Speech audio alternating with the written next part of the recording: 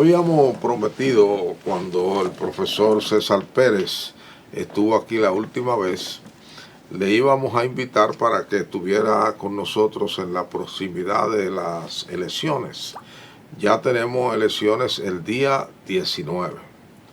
Hay un chorro, diríamos anyway, de encuestas, y él nos va a ayudar a entender las tendencias de estas encuestas y a comprender lo que usted y yo no vemos detrás de esos números. Por eso está con nosotros hoy el profesor César Pérez, sociólogo, político que fue, y además profesor universitario. Su especialidad inicial es la sociología urbana, pero la vida y sus estudios lo han convertido en uno de los principales analistas políticos de República Dominicana.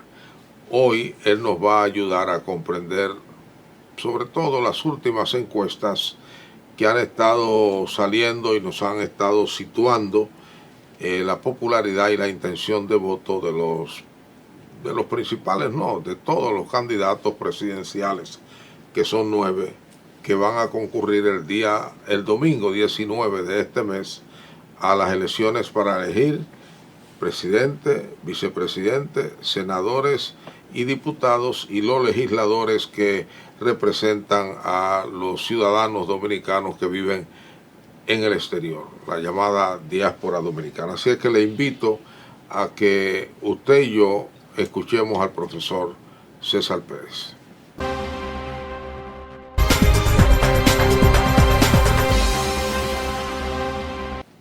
Profesor César Pérez, gracias, muchas gracias de nuevo por acompañarnos en pienso yo, una ocasión muy especial. Siempre que estamos cerca de las elecciones, pues queremos saber hacia dónde corre el viento, y no todo el mundo puede decirnos hacia dónde corre el viento. Hay muchas encuestas. Yo creo que uno de los comicios de más encuestas se han publicado. Varios medios de comunicación, de radio, televisión y prensa escrita han publicado encuestas. Y bueno, hay encuestas y encuestas, pero vamos a concentrarnos quizás en las más conocidas y sobre todo en las que han publicado esta semana sus números, y nos pueden quizás indicar hacia dónde, pues, por dónde, como decía, como observaba Fouché cuando entraba a la asamblea, según Stefan Zweig, ver para dónde corre el viento, y él se iba por ahí. Así es que gracias por la gentileza de acompañarnos. Me imagino que usted conoce las encuestas. ¿No le parecen muy altos esos números sobre los 60 en intención de voto para un candidato? Del Cibao, el Centro Económico del Cibao, habla de 65% a favor del ciudadano presidente, lo cual sería, como se dice en el béisbol, como que el juego está de un lado. Pero la Greenberg, que ha publicado el Diario Libre, habla de 58%, y la Penn and Shaw, que publicó el grupo SIN, SIN, y que reprodujeron el Diario Libre y el periódico Hoy, habla de un 57%, aunque Danilo Medina ganó las elecciones con 62.5%. Bueno, ante todo, muchas gracias. Y siempre es un gusto, profesor. Muy buenas tardes a quienes te escuchan, que son muchos. Eso esperamos.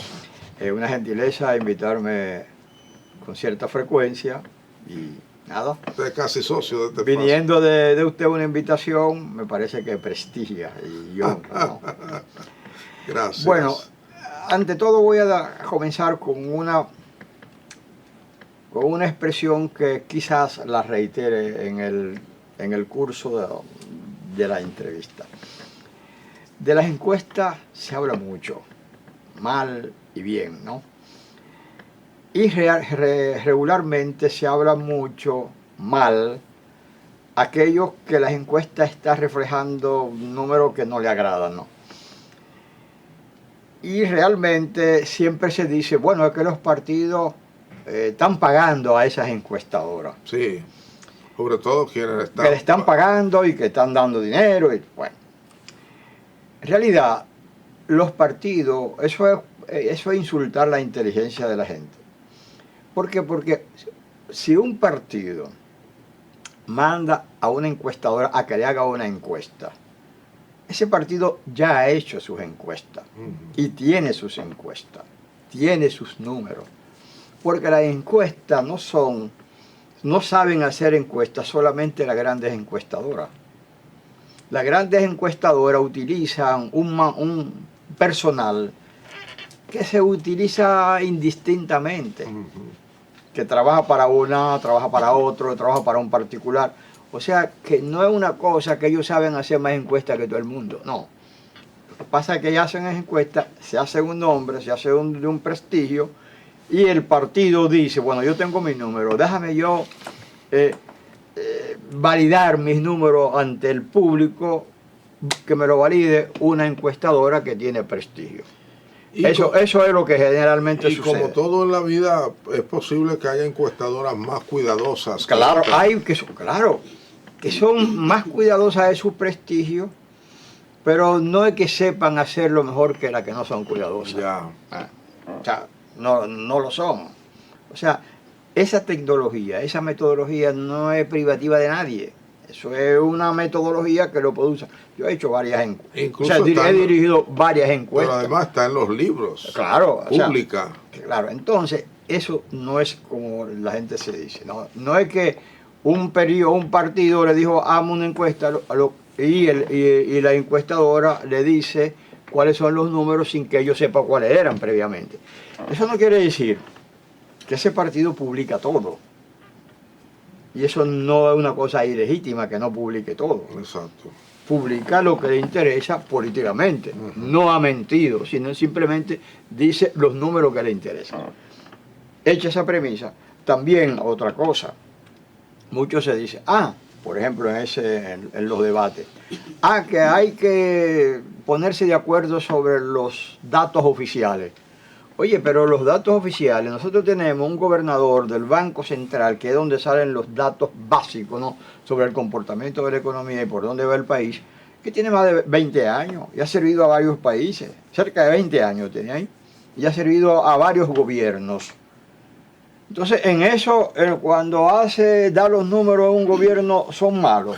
Pero además, profesor, esos bancos centrales, de alguna manera, de todos los países de América Latina y Europa, son fiscalizados sus números por organismos internacionales. Por super especialistas que dicen, aquí hay una inconsistencia, aquí esto está correcto, esto no puede ser por esto y por esto, Claro, o sea, da esos datos. Ahora, es cierto que... Es difícil mentir. Es cierto, o sea, da esos datos que le sirven a todos los gobiernos. Pero ¿qué pasa? Que el partido A, que hoy es oposición, dice, el partido B está mintiendo porque esos datos no son así. Oye, porque no son confiables, pero lo que tú dabas era de esa misma fuente. Sí. Ahora, lo que sí es correcto pensar que hay interpretación del dato que muchas veces no es igual. Y la propaganda también, cuando el dato se hace propaganda. Claro, ya, exacto, el dato sirve para eso. Los números son muy buenos. Por ejemplo, yo le digo a muchos colegas, oye, los números son muy buenos, pero hay que saberlo leer. Sí. Y hay que leerlo, y hay que interpretarlo con inteligencia y con honestidad, con consistencia. Entonces, eso es lo que pasa. Entonces, me parece que lo que hay es una gran inconsistencia, una gran incoherencia de la generalidad de nuestros políticos y de la generalidad de nuestros opinadores. Exactamente. Entonces, vamos a decir las cosas como son. Ahora, a la pregunta.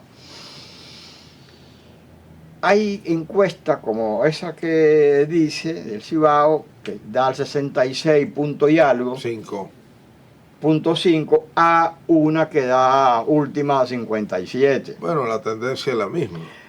Sí, la tendencia es la misma, pero llama la atención, como ya tú decías, de que son 10 puntos la diferencia. Es mucho. Realmente mucho. Veremos, pero es mucho. La desviación puede unir, o sea, la desviación quiere decir el 5% o el 4% de error. 5 para arriba, 5 para abajo. O lo puede llevar arriba uno y puede más o menos equipararla, ¿no? Correcto. Puede equipararla. Pero a simple vista, es decir, el que número, si es 55, por ejemplo, en el caso de que el margen de error, que nunca llega a 5, Sí. fuese 5, está correcto. Sí. Ahora el lector común dirá que no, que se no, equivocó. claro, claro. Pero él lo dijo, mira, yo me puedo equivocar en 5. Se equivocó en 5, él no ha mentido. No. Él acertó. Él acertó. No, y O es sea, el margen de error. Claro, claro, porque él lo dijo. Entonces, ¿qué pasa? Que la gente, como muy bien dice, se lleva, pero que él dijo que era un 57 y fue un 52. Oye, pero él dijo, yo me puedo equivocar por 5. No, y él dijo, pueden ser, bien Exacto. leída, Claro. 57 más 5, Claro. 62, o 57 menos 5, Exacto. 52. Exacto. Entonces, todas esas cosas hay que decirlas y los políticos deberían decirle y educarle y defenderse Bueno, con esos argumentos. Si lo entienden así. Porque No, usted es un académico. Hay mucho, no, soy académico, pero de eso yo sé menos que muchos de esos políticos, ¿no? O sea, soy investigador, pero de eso, de eso sé menos, porque ellos están el día entero en eso, yo Sí. no, o sea, yo no estoy en eso. Pero lo que diferencia a uno del otro no es la profesión, sino la consistencia, la honestidad profesional. Usted no va a decir una cosa por otra. Correcto. Eso es. Entonces, creo que la diferencia es mucho, pero llama la atención, pero puede que no sea tanto a simple vista. Lo que sí se puede decir de esos números es que es consistente que Luis Abinader sobrepasa el 55% de la intención de voto. Eso es consistente. Y lo refleja una lectura de todas las encuestas que se han registrado, que son alrededor de 24, que se han registrado, hay una tendencia, salvo en una sola de 24, salvo en una, da unos números que tú no puedes decir que un 36% cuando estamos cerca del 70%. Que también eso es una barbaridad. O una variación de un año a otro, perdón, Claro, de una encuesta claro, a otro, claro. que entonces usted dice, la matemática no es así. Claro, ahí creo que debo precisar algo también. Hay encuestas que van a validar sin ningún rubor, sin ningún sentido de responsabilidad, sin ningún sentido de honestidad, van a manipular datos y dar datos que son falsos, Exacto. que la realidad no le da eso. Correcto. Una encuesta que diga que Luis sacó tiene el 36, eso no es creíble, eso no es consistente. Cuando se dice consistente es que no se corresponde con la tendencia que marcan 23 encuestas. O sea, 23 dicen que está 20 puntos por encima de eso. Entonces 23 no se pueden equivocar por 20 puntos. Correcto. Eso no sucede en la realidad. O sea, tú no puedes tener una medición de la realidad y equivocarte por 20 puntos. Además, las matemáticas no da salto. Claro. Entonces, ahí o tú eres un inexperto o un sinvergüenza, una de dos. O está manejando eso No, inexperto. en atención a un criterio político de Por eso es un sinvergüenza. De sabichosería. O sea, por eso es un sinvergüenza. O un inexperto que tú estás viendo una realidad que está muy lejos de ser la que tú dices que es. O Eso como es. decía un amigo suyo y mío, que no daba los números de él, que él decía que tenía sus números, entonces salía diciendo, los míos dicen otra cosa. ¿Pero cuánto? Dicen otra cosa. Y no salía de ahí, dicen otra cosa. Yo tengo mi número. Yo pienso que eso es lo que eso es lo que desprestigia. Pero eso política. cada vez va menos, yo creo. Porque inicialmente, miren, en el 82, que fue cuando yo comencé a bregar con encuesta en periódico, era una lucha campal. La agresividad de la reacción del que quedaba en segundo o en tercer lugar era como si el mundo se estuviese acabando. Una cosa increíble. Ya es más atenuado, ya dicen, vamos a analizar esos números, vamos a compararlo con lo nuestro y un poco, pero antes era muy agresivo. Yo siento que eso va disminuyendo, quizás por lo que usted dice, el nivel de educación, Sí, el nivel de seriedad de los políticos, quizás. Pero aún así, esa manipulación, yo conozco profesionales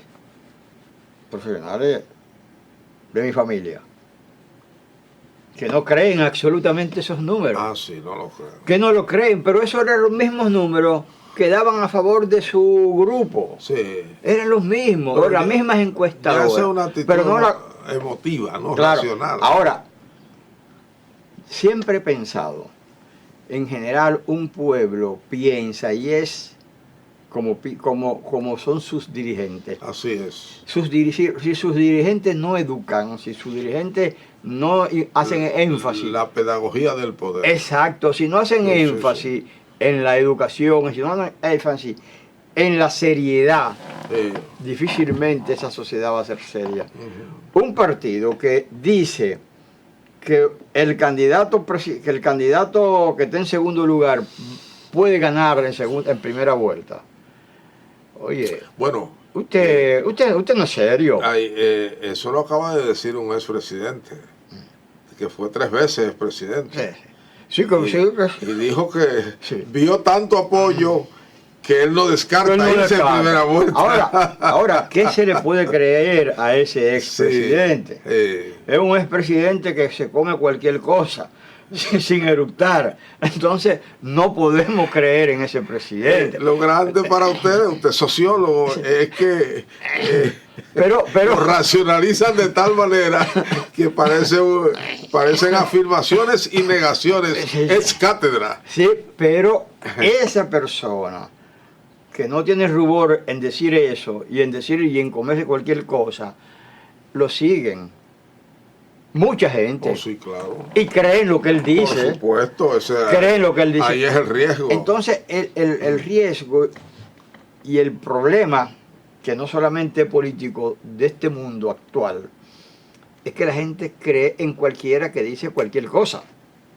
O sea, en Brasil Bolsonaro decía, y en Estados Unidos Trump decía, no existe ningún virus, no existe COVID. No existe, y la gente se estaba muriendo como moscas. No solo eso, yo tengo y la gente lo creía. Tenía un amigo en San Pedro de Macorís que renegaba de la existencia del virus y por supuesto luego renegó de la vacuna y él murió víctima de COVID. Claro, muchos murieron así. Entonces, la gente necesita creer. Entonces, estos políticos, yo creo que si esta sociedad está así en gran medida es porque los grandes políticos que hemos tenido no fueron los que han tenido mucho tiempo en el poder, no fueron grandes educadores. Eso es verdad, sí. Otros fueron grandes domesticadores, sí.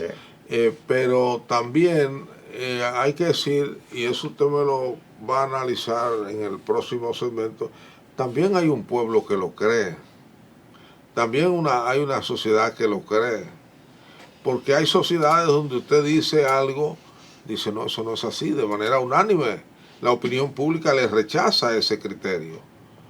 Pero aquí usted ve en las mismas encuestas, hay un voto de seguidismo. Todas las obras del gobierno son valoradas negativamente. Es increíble por aquellas personas que dicen que simpatizan con cualquier partido de la oposición. Pero eso... De cualquier gobierno. Eso iba a decir. Sí, de cualquier gobierno. Eso es lo que si iba a yo decir. soy de César, todo lo que no sea de César es malo. Eso es lo que voy a decir. Entonces yo creo que no es que un político va a ser un académico, no va a ser... No. Nosotros tenemos una perspectiva diferente. Por eso no tenemos poder. Pero por lo menos acercarse un poco a la objetividad. Yeah. Si tú te acercas a la objetividad, a lo que es, y dice lo que es y cómo es, tú estás educando de una manera a gente que piensa de una manera más racional. Vamos a escuchar los anuncios que hacen posible este espacio.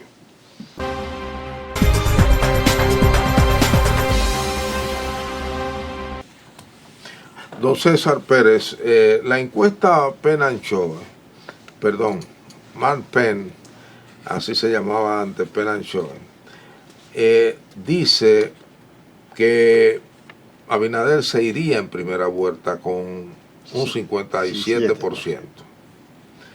Leonel sacaría un 24% y Abel Martínez, que no ha logrado empujar, a pesar de que él es el que tiene menos negatividad, sacaría un 12%. Y un 5% de los que dijeron que van a votar no están indecisos. Sí. Asumiendo que ese 5 se fuera todo para Abinader, estuviéramos hablando de un 62%, o para Leonel un 29%, o para Abinader, Abel un 17%. Pero eso no ocurre. Lo que ocurre, lo que hacen ustedes los expertos, es que ese 5 lo prorratean en los porcentajes que los otros tienen. Mira, cuando se dice un número es consistente, quiere decir es como que hay correspondencia entre un dato y otro dato. El dato que hay es que de los candidatos, el de mayor tasa de rechazo es Leonel Fernández, que se sitúa del 30 al 35, no vamos a discutir. El 30 al 35, y se le asuma y se le dice que hay una intención de un 24, eso se acerca al 60. Se acerca al 60, que es lo que se acerca Luis Abinader. O sea, Luis Abinader se acerca al 60, si tú sumas el rechazo que podría tener más lo que puede sacar, más lo que saca Luis, que es un 57, 57 como hay en algunas que dan 66, como ya dijimos. Entonces, es más o menos consistente. Y además, es consistente entre todas las encuestas que dan esos números. Leonel pudo haber tenido en un determinado momento cerca de un 30, pero ha descendido, ha ido descendiendo, así como ha ido incrementándose la intención de voto de Luis Abinader. Es consistente por lo siguiente, es consistente porque en esta campaña, y eso se vio en el debate, en esta campaña el presidente lo que ha tenido es que simplemente decir, yo me voy a reelegir. Ahora, si se va a reelegir, tiene que justificar por qué. Entonces da los números de lo que él entiende son sus realizaciones, que justifican por qué él se va a reelegir. Más algunos datos y algunas informaciones sobre cosas que él haría para apuntalar lo que ya logró, más otras cosas. Entonces, ¿cuál es lo que puede ofertar Leonel? Leonel, mientras más pase el tiempo, menos puede ofertar, porque lo que puede ofertar es lo que son los gobiernos de un partido que no es el de él. Aunque él fue gobernante de ese partido, pero no es el de él ahora. Yeah. Entonces, él no tiene un discurso de lo que él va a hacer, porque lo que él va a hacer, le dice, no, pero lo que tú hiciste fue siendo con ese partido. Entonces, él tiene dificultad a articular un discurso diferenciador o un discurso donde él pueda decir que va a hacer cosas que son mejores que las que está haciendo este. Entonces, eso también es consistente. O sea, no podemos analizar los números simplemente sin ver el contexto. Esos números van diciendo lo que es el contexto, lo que es la atmósfera. Ahora, que existe. Para que usted nos ayude a ver qué puede haber ocurrido para que el fenómeno esté como está hoy. La misma encuestadora Mark Penn, justo hace un año, en mayo del año pasado, hizo una encuesta. Le daba 49. Leonel tenía, Abinader tenía 47.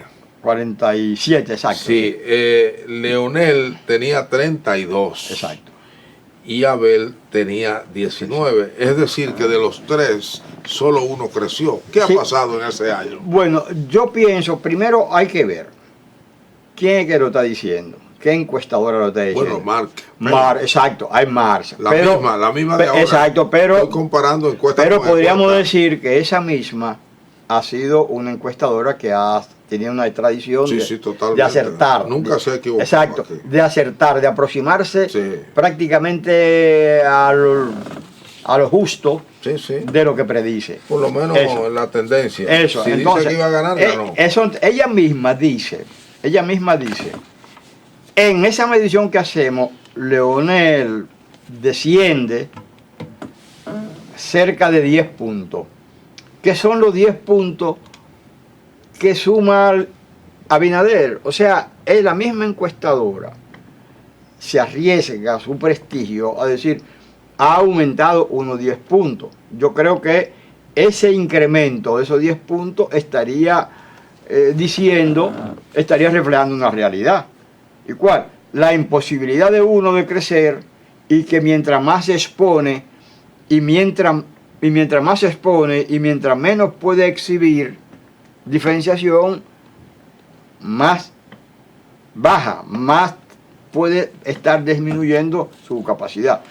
También hay un dato que dan esas mismas encuestas que llaman la atención.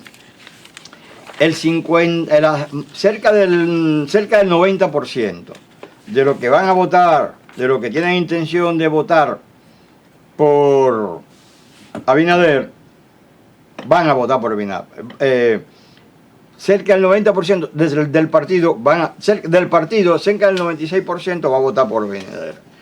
Sin embargo, no todos los miembros del PLD van a votar por su candidato. ¿Y por quién votaría? Mucho, alrededor del 23% me parece que votaría por Abinader. Es un dato que confirma por qué este baja y por qué este se mantiene sostenidamente creciendo. Y además, no es por Leonel que votarían, es por Abinader. Incluso muchos de los que votarían por Leonel votarían también por Abinader. O sea que... Y creo que esa es la masa sin partido. Exacto. No, la sin partido también votaría en su mayoría por Abinader, por los sin partido. Entonces, los sin partido, los partidos de oposición tienen una franja importante que votaría por Abinader. Y los de Abinader son consistentes. Los militantes y simpatizantes del PRM son consistentes que votarán por su candidato, en cerca del 90%. Fíjese en cuanto a la Greenberg. La Greenberg dice ahora 58. Ajá. En noviembre del año pasado. 49. Sí, exacto, 49. Que era la única. Exacto. En Fernández tenía en noviembre en la Greenberg 29. Entonces, ¿cuántos ahora son? Tiene 25. Exacto. O sea, sube siempre los 10. Sí, o sea, en una encuestadora a otra siempre sube los 10. Eso se llama consistencia. Y Abel tenía 17%. O sea, fíjense que ambas encuestas tienen las mismas tendencias. Sí. Abinader sube. A subir. Y el otro a descender. Leonel baja. Pero Abel baja. Pero no solamente baja y sube, sino el mismo número prácticamente. Cerca, sí. O sea, prácticamente el mismo número. Sí. Por lo tanto, en términos de magnitud de los mismos claro, números. Ahí hay consistencia. Ahora, si fuese una encuestadora, una encuesta de inexperto y la cosa que no tiene nada que perder, o sea, tú lo podrías decir, bueno, pero no, esto tiene mucho que perder. O sea, ¿cómo estas encuestadoras?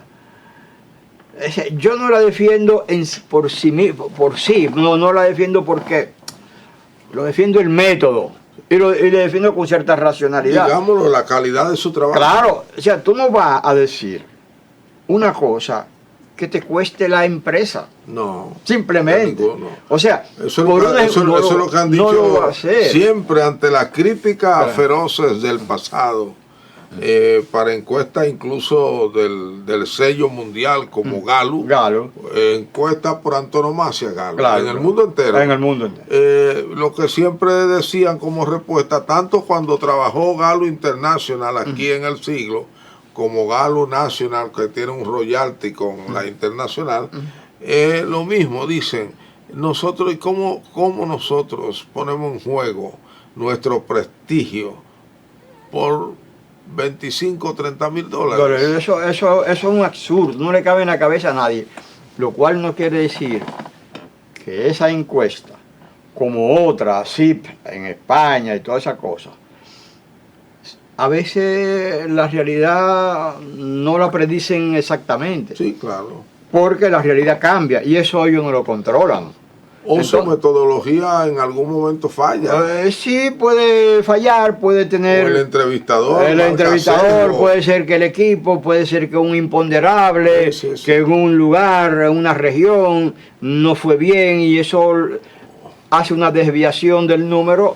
Pero mire, yo que tengo la experiencia práctica, sé que usted la tiene más que yo, en trabajar, por ejemplo, con Galo y con otras para el periódico Hoy y El Siglo, le puedo decir a usted que yo he visto esto.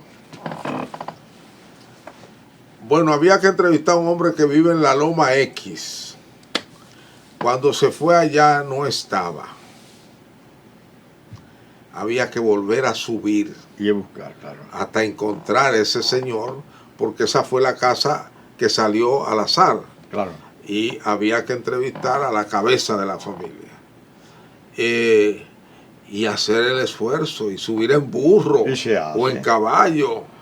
Ahora, cuando usted lo llena abajo y pone cualquier cosa, usted corre el riesgo de cometer errores. Pero muchas veces cuando un encuesta... Y minar la representatividad de la encuesta. Pero que hay una cosa que bien que se le diga al público. El que llena el formulario puede llenarlo intencionalmente mal. Sí. ¿No? Pero hay un supervisor que ve el número y dice, oye, pero es que este número no me da. Exacto.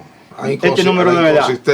Exacto. Entonces, exacto, ve y házmelo, o ve tú y házmelo tú. O sea, yo lo he visto con encuestadores que hemos hecho, que dicen, no, pero es que estos números no son así. O va el supervisor. Exacto, no me cuadran. Exacto. A veces va y le cuadra. O sea, a veces va, pero mira, es que son así, pero le alerta, porque también decíamos, hay que saber leer el dato. Entonces tú puedes decir, oye, pero no puede ser que en este lugar, con estas condiciones, y con estas condiciones tan disímiles, den unos resultados igual. Llama la atención. Entonces tú vas y puede ser que hay un factor que tú no lo sabes, que el criterio es más o menos, da ese número. Entonces también es cierto que no hay supervisor en este censo, por ejemplo, y las encuestas y los censos se ajustan cuando hay números que no cuadran bien al que lo interpreta. Bueno, vamos a hacer un trabajo de control. Correcto. Y va y se hace uno de control para ajustar. Muchas veces se ajusta, muchas veces no era necesario, pero se verifica.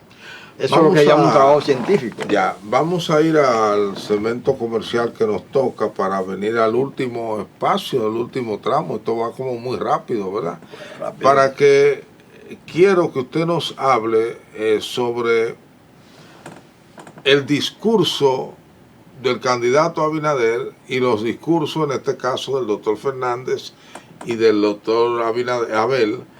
¿Por qué los dos últimos no han logrado convencer al votante de lo que ellos dicen?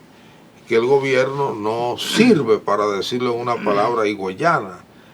Nada funciona, nada es correcto, el narcotráfico está acabando con el gobierno, hay corrupción también, y se están poniendo los recursos públicos al servicio del candidato del partido oficial. Seguimos esta entrevista con el profesor César Pérez, sociólogo y analista político, quien nos está ayudando a comprender las razones de por qué las encuestas, digamos, Greenberg y Mark Penn han dicho lo que han dicho de la tendencia del voto en las elecciones ya del 19 de este mes. Profesor, antes de hacerle la pregunta que le anuncié, ¿hay posibilidades de que de aquí al 19 estas tendencias varíen? De aquí al día 19.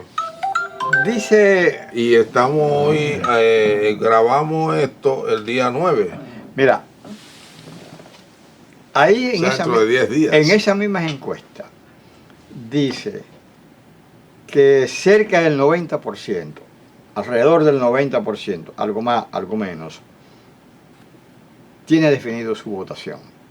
E incluso cerca del 86%, decía esas mismas encuestas, decía que el debate no le hacía cambiar su opinión, que su opinión era... Sí. Entonces hay... Y que por cierto, ahí hay un dato contrario a la opinión pública. Exacto. Se dijo desde el primer momento que quien ganó el debate fue Abel. Sí. Y sin embargo, en las encuestas, en estas encuestas, que es muy difícil de medir, el 36% aproximadamente, exacto, 36. Dice que Luis Abinader ganó el debate. Sí. Pero hay una cantidad demasiado grande de 36% de los que vieron el debate. De los que vieron el debate. Quiere decir una cantidad bastante sustancial que dice que no, su voto está seguro. O sea que es incluso un fenómeno extraño. En general, en las elecciones hay un margen de indeciso que ronda hasta el 20% muchas veces. Pero estamos hablando de que un margen de indeciso que es menos del 15%. O sea que la solidez del voto, la firmeza del voto es muy grande. Entonces, yo pienso que no hay una variación sustancial de aquí al 19 de lo que están diciendo las encuestas. No pienso que haya el factor que haga cambiar. Ahora, en relación a la pregunta que quedó en el otro segmento, como decía, la oposición dice, el gobierno no ha hecho nada. El gobierno dice, sí, yo he hecho. Estos son mis datos. Datos que son de un organismo oficial, que era el que daba los datos cuando la oposición era gobierno. Lo mismo. O sea, pero vamos a dejar los datos a un lado. Vamos a ver cosas que son muy tangibles, muy concretas. Es muy difícil ahora. Una de las principales fuentes de enriquecimiento ilícito en el poder, o sea, la corrupción, es la compra y la contratación del Estado. O sea, si el Estado va a hacer una carretera, va a hacer una obra, tiene que no puede asignarla grado a grado. O sea, tiene que ser compra y contratación. Es una camisa de fuerza que el mismo hoy día, yo pienso, hoy día hay una figura en compra y contrataciones que hace que las instituciones del Estado lo piensen 5 veces antes de hacer una asignación de recursos. Eso es ostensible, eso está ahí. Y yo lo he visto, ¿no? El drama que hay para algunos directores de aprobar hasta un viático, hasta una cosa menuda que es cosa de cachica. Entonces, creo que ahí no hay ningún argumento que convenza a la gente de manera contraria a lo que está diciendo el presidente. O sea que está eso. Es ostensible el caso de la justicia. Es ostensible el caso de varios departamentos, de varios ministerios, donde el ministro puede hacer varias obras y puede incrementar la cantidad de obra que hace porque tiene más recursos, porque hay un mayor control del uso de los recursos. Eso está ahí, eso no se puede negar. Quienes los niegan, yo no me explico por qué negar una cosa que está a ojos vistas. Entonces creo que el desmonte del discurso del gobierno es muy difícil que lo haga la oposición. Y de la única manera que lo podría hacer es con propuestas diferentes, y para eso no tiene legitimidad. Por supuesto, esto habla de cómo ha disminuido la credibilidad de partidos, por ejemplo, como el del PLD, que era un partido que reinó durante 20 años. Claro, durante 20 años y llegó a tener hasta sobre el 50% de... Es una caída estrepitosa. Hoy anda por rondar 11, el 10%. De seguro, si las cosas salen como dicen las encuestas, hay que esperar una crisis interna en ese partido. Claro. Y además... Porque los políticos piden cuenta al interior de los partidos. Eso y son crueles. Y además, ese es un punto también de consistencia de las encuestas. Las encuestas van diciendo los niveles de aceptación y de simpatía de los partidos se están reflejando bastante en las encuestas.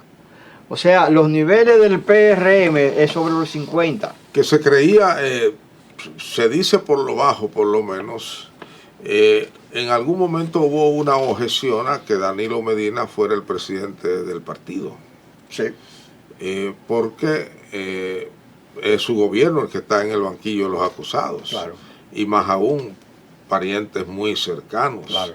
Tan cercanos como gente que comía con él todos los días. O sea, cerca de semanalmente. O sea, no solamente cercano desde el punto de vista espacial, sino incluso sanguíneo. Él resistió porque él pensó, según esos decires, que esas acusaciones se iban a desvanecer. Pero el fenómeno que ha ocurrido es el diferente y es probable que a él le pidan cuenta si el partido pierde de una manera, si ese partido saca menos del 15 o menos % de los votos, es un partido que tiene que ir hacia una reestructuración de arriba a abajo y comenzar como comenzó en el 1978. Y siempre es más difícil reconstruir lo que ya está hecho que partir de cero. Claro, claro. Es más, eso es una verdad, es más difícil. O sea, cuando tú llegas del 50, cuando tú del 50 llega a un 12, 15, es muy difícil volver al 50. No, y de 4, es más fácil llegar al 50 que otra vez, que una vez perdido ese 50 recuperarlo. Eso es más, o sea, las derrotas significan pero muchas posibilidades de que tú no puedas volver al triunfo. No quiere decir que no vuelva, pero entonces esa situación, como dice, no se prevé cuál será el futuro de ese partido. Contrario a lo que ocurriría con el partido y el presidente Fernández, que al fin y al cabo él quedaría como la segunda fuerza si las cosas terminan como dice la encuesta. Sería el líder de la oposición, él y su partido, y tendría legisladores. Sí, pero habría que matizar ahí un poco, bienvenido. Creo que podría él quedar en segundo lugar en términos de votación, pero podrían quedar en segundo lugar, en tercer lugar en términos de representantes. De legislativo, sí, podría ser. Pero de alguna manera parece que no, será el líder del partido mayoritario. Claro, parece que no, pero podría ser. Sí. Pero lo importante es lo siguiente. Yo creo que en el caso del partido de Leonel,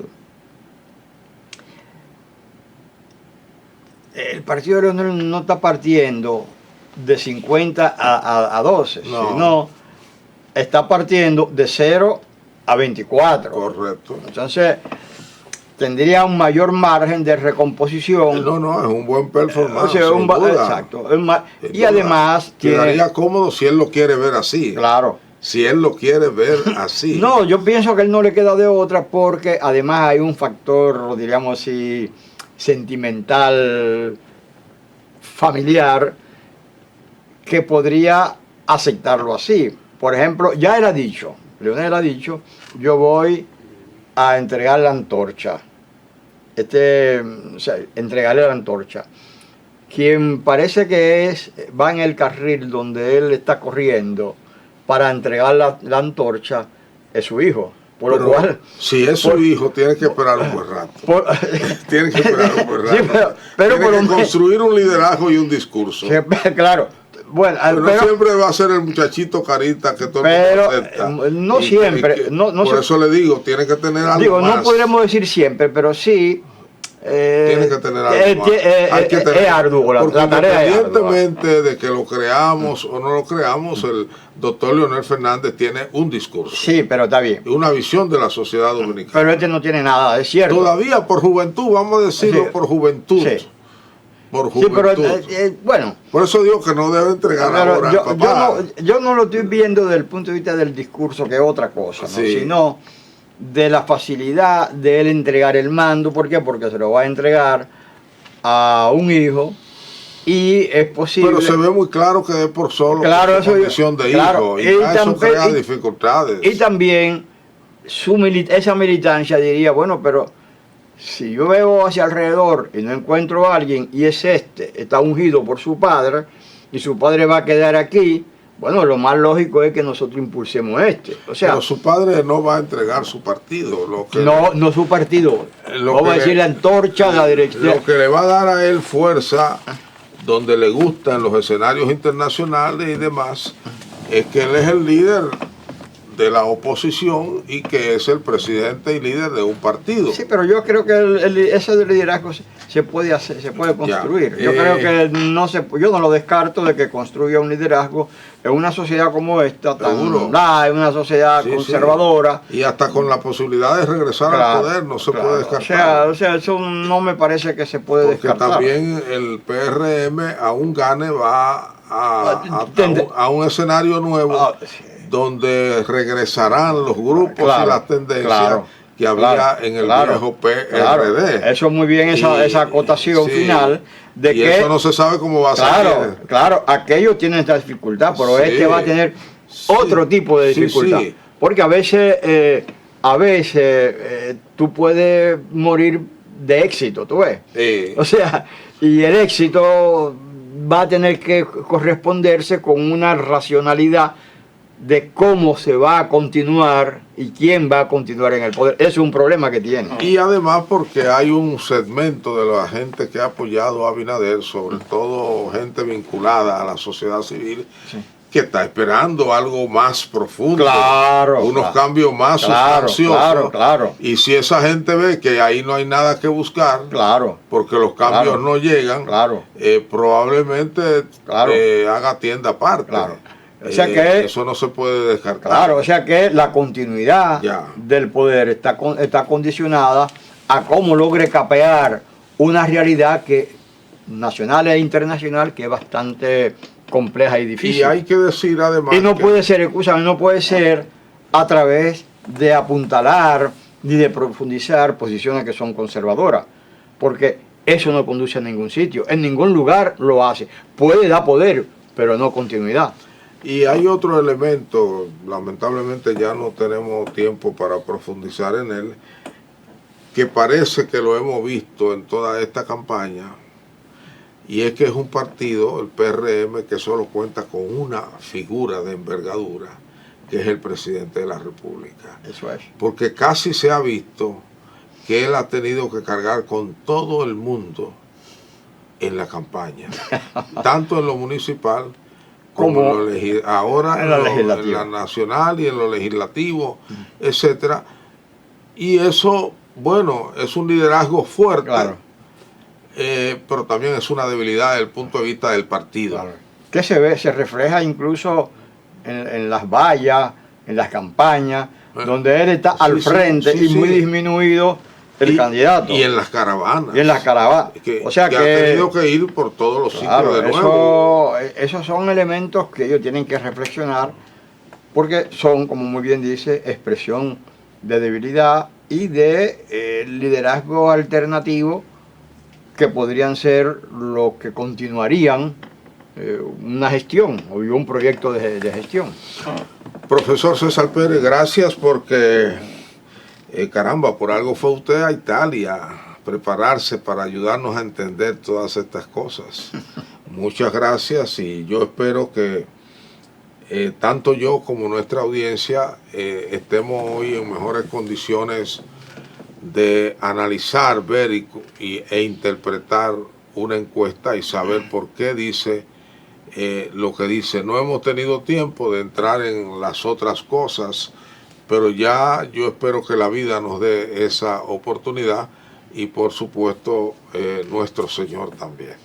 A ustedes gracias por igual, nos vemos en el próximo programa.